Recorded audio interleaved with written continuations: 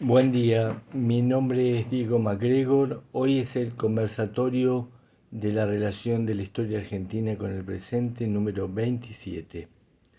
Hoy voy a exponer sobre mi lectura del libro de Alejandro Horowitz, El kirchnerismo desarmado, la larga agonía del cuarto peronismo. En relación a la pregunta ¿qué razones podemos encontrar? Por razones metodológicas voy a separar en un primer momento todo lo que tiene que ver con el kirchnerismo y otros gobiernos peronistas y no peronistas. En relación a este eje de la pregunta, ¿qué razones podemos encontrar en el kirchnerismo? Primeramente, Alejandro Horowitz toma el problema del campo del 2008 como política de retenciones de los pequeños y medianos y grandes propietarios como uno de los problemas que hace crujir al kirchnerismo. Podríamos decir que los cambios en la Corte Suprema de Justicia apoyaron en un primer momento la ley de obediencia debida y punto final y no apoyaron la ley de medios para frenar a Clarín en su monopolio.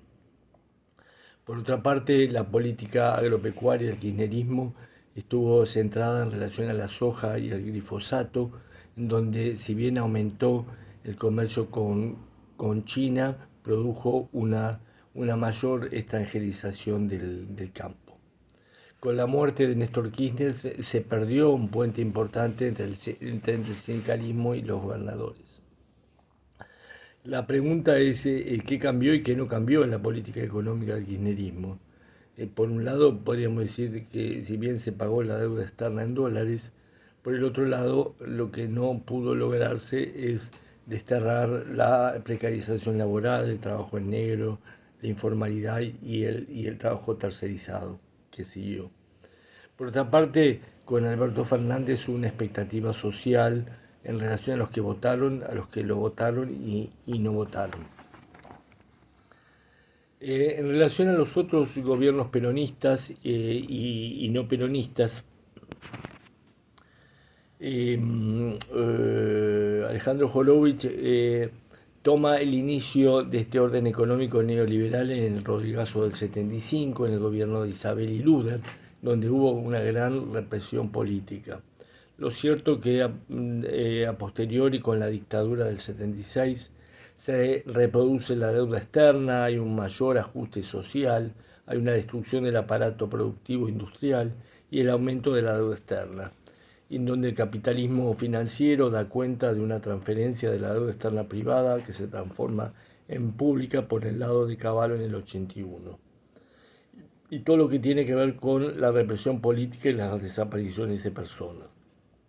Posteriormente menciona al gobierno de Alfonsín, el problema político que empieza a tener, el juicio a los militares, la importancia de la CONADET, los levantamientos militares en relación a la presión del gobierno y a la posibilidad del acercamiento entre Cafiero del PJ con Alfonsín y en relación a todos los problemas económicos de la hiperinflación y deuda externa con los 13 paros generales. Posteriormente viene Menem, en donde le gana la interna a Cafiero, promete la revolución productiva y hay una gran privatización de empresas públicas y privadas nacionales. Y se da cuenta de las relaciones carnales con Estados Unidos como nunca antes. En lo geopolítico, la caída de la Unión Soviética, punto de quiebre importante también en relación a la aparición de la globalización y al apogeo de Estados Unidos en ese momento, y todo lo que tiene que ver con el punto final de obediencia debida menemista y su reconciliación de las víctimas y victimarios, en donde Menem pacta con la renovación peronista, la renovación peronista pacta con la Unión Cívica Radical posteriormente, con De la Rúa, la parte más conservadora de la Unión Cívica Radical. De la Rúa continúa con la política económica menemista y sostiene su política de derechos humanos, y de ahí hasta el estallido del 2001, todo lo que tiene que ver con la despolitización, la crítica a los partidos políticos tradicionales y el que se vayan todos.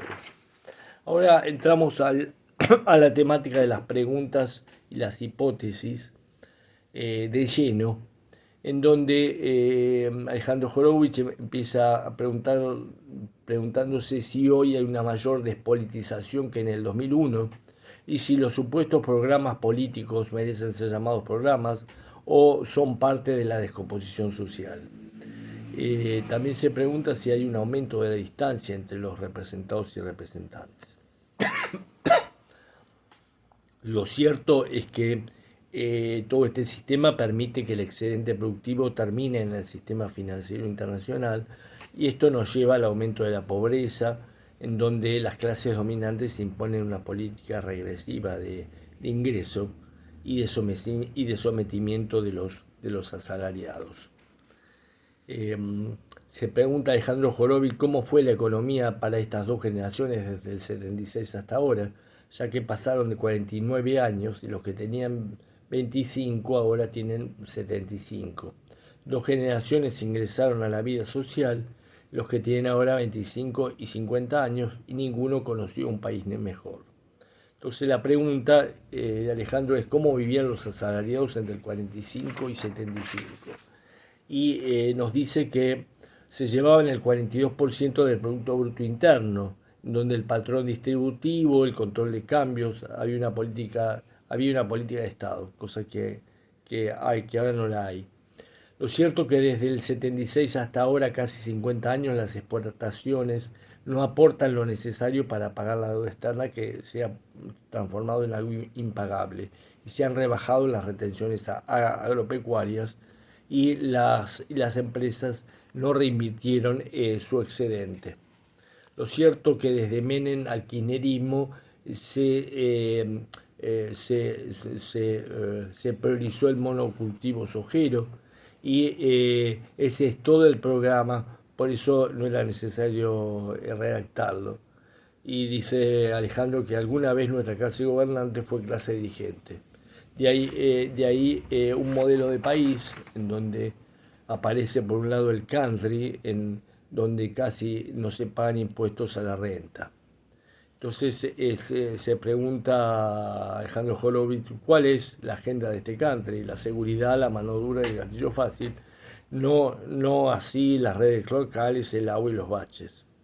Lo cierto es que el Mercosur, que ya lo dejamos a un costado, sería una forma de salir del ciclo de modelo endémico y avanzar a un modelo de integración con una moneda común y un banco central unificado. En ese sentido, China organizó el BRIC con Brasil, Rusia, India y nosotros quedamos afuera.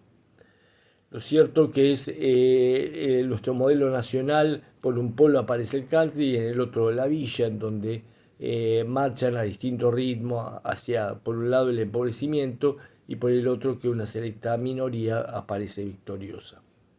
Lo cierto es que el menemismo, esto lo volvió sentido común, esta fábrica de pobres. Por otra parte, se pregunta si estos objetivos del menemismo y del macrismo, este país como supermercado, de comprar el Chivas Regal al mismo precio que en Eselsa, a dónde nos iba a llevar. Lo cierto es que el glifosato de la soja comienza a cobrar víctimas en la pampa húmeda. Por otra parte, sabemos bien que de la Rúa y Menem quedaron impunes aún después de muertos, inclusive cuando estaban vivos también. Lo cierto es que las clases dominantes no acuerdan nada desde hace 40 años. Entrando al tema de la pandemia tan importante en los efectos que ha pasado en todo este tiempo, ahí aparecieron los fundamentalistas del mercado que afirmaban que se mueran los que se tienen que morir, en donde aparecieron también intelectuales amarillos que proponían el fin del aislamiento. Por otra parte, Vicentín era la empresa agroexportadora que se presentó en convocatoria de acreedores después de haber estafado al Estado, nacional en complicidad con el Banco de la Nación durante el gobierno de Macri. Nacionalizar el Vicentino hubiera sido recuperar parte de la gestión y tener un programa. Sí se pudo lograr el julio del 21 el nacionalizar la hidrovía, ¿no es cierto? Pero nos recuerda Alejandro Horowitz de todos los desacuerdos que se produjo entre Cristina y Guzmán respecto a los acuerdos con el Fondo Monetario Internacional, la salida de Máximo en febrero del 2022, que renunció a la presidencia de diputados por este problema, y lo que nos dice que ni Alberto, ni Cristina, ni Máximo tuvieron una posición dura respecto al Fondo Monetario Internacional y respecto a la deuda, y aumentó el poder de los poderes fácticos. Lo cierto que un discurso antisistema de la derecha fue fogoneado por los medios de comunicación, encontró auditorio, y esto apareció cuando Bullrich le gana la interna a Rodríguez Larreta. Ya a fin del 2022, la justicia condenó a Cristina y la inhabilitó para ejercer cargos públicos. Esto fue también otro quiebre del kirchnerismo. Nos recuerda también Alejandro que Cristina había elegido en el 2015 a Scioli y ahora a Massa, también modelos de la casta política.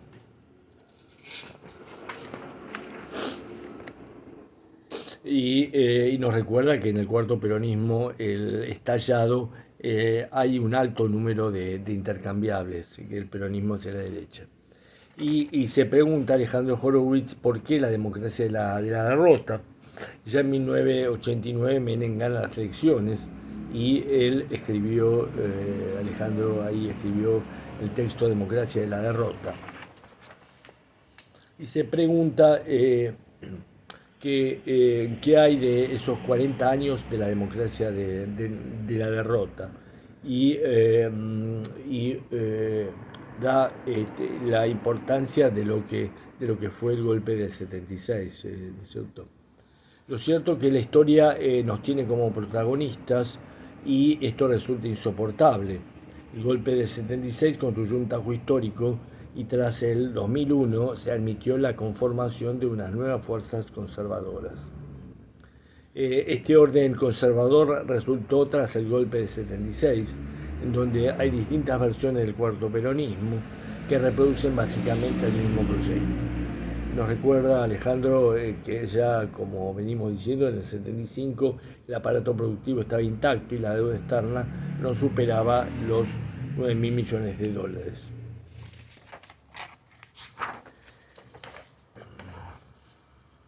Esto no se requería un programa alimentario ni había miseria social. Lo cierto que en 1976 la derrota del campo popular dio lugar a una caída del aparato productivo industrial importante y a la acumulación del capital financiero en manos de Martínez de Oz, y todo lo que tuvo que ver con la transformación de la deuda interna privada en pública en Cavallo en el 81. Lo cierto es que la dictadura contó con el inmenso respaldo público, no hay que olvidarse, por eso se habla de dictadura cívico-militar, sino que la masacre no hubiera sido posible, ¿no es cierto?, sin esto. Lo cierto es que el 60% de los detenidos desaparecidos eran obreros, y los desaparecidos no es un problema del pasado, sino del presente. En ese sentido, las Fuerzas Armadas fueron instrumento de la clase dominante como un modelo de sociedad. Y nos recuerda que este proceso tuvo beneficiarios y víctimas. Y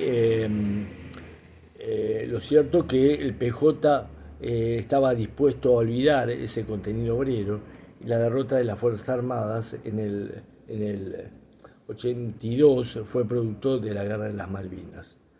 Lo cierto también que Perón en el 73 no vaciló en romper con la tendencia revolucionaria del peronismo y obligó a Cámpora a renunciar. Lo cierto es que la clase dominante decide que si determinado partido político lo satisface o no de acuerdo a sus intereses, es la verdad de la milanesa. Luder en el 83 quería lo mismo que Vignone, la autoamnistía de los militares, a diferencia de Alfonsín, que no reintrodujo la problemática revolucionaria y impidió también el rearme intelectual del campo popular. Desde ahí hablamos de la democracia y la derrota. 1.500 obreros fueron desalocados en el 85 en la planta de Ford en Pacheco. En cambio, en Semana Santa y en Villa Martelli no hubo rendición. A pesar de la integración económica con Brasil, no se pudo pagar la deuda externa. Sabemos que produjo un rebrote inflacionario, ya el tiempo de Alfonsín, y todo el programa de inversiones industriales de Labaña, que era el secretario de Industria de Alfonsín, produjo un